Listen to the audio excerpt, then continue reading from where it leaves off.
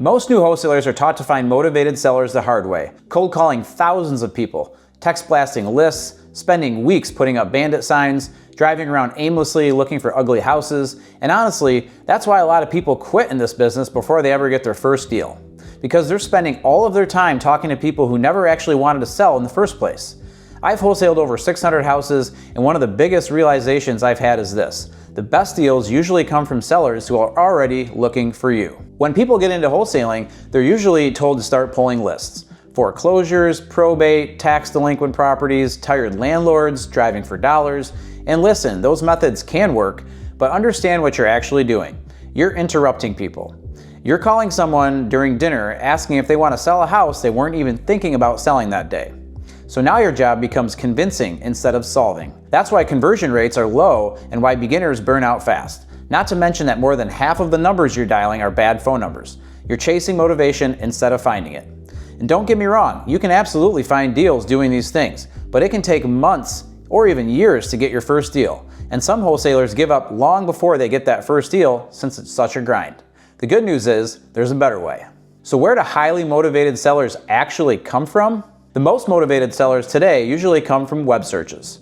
People Googling things like sell my house fast, we buy houses near me, how do I sell my house without a realtor? These sellers are different. They're not responding to marketing. They're actively searching for a solution. That's called direct intent. Now, does that mean every web lead is motivated? Of course not.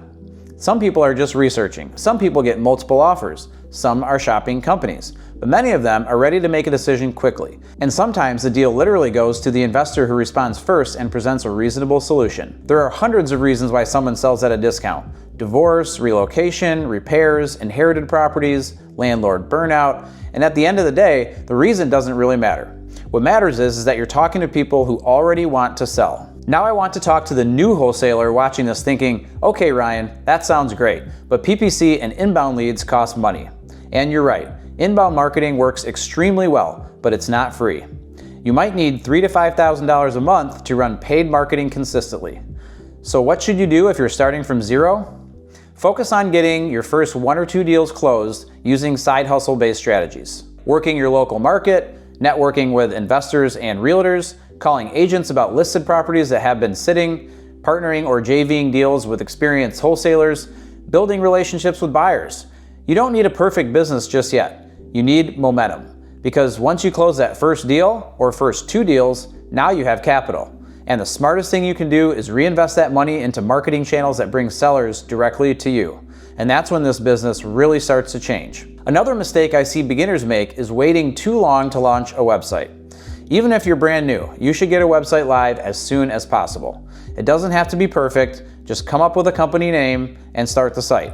You can use something simple like an investor carrot site or a grumpy hair site. Those are built specifically for real estate investors. Websites take time to rank in Google. SEO is a long game, so the earlier you start, the better. Even before you rank organically, that website becomes a credibility piece when sellers Google you, a landing page for future PPC campaigns, and a foundation for inbound leads later. Think of it like planting a tree. The best time to start was yesterday. The second best time is today. The biggest mindset shift in wholesaling is this: beginners try to chase sellers. Experienced investors build systems that attract sellers. Instead of asking, how do I find more houses? You start asking, how do I get motivated sellers to find me?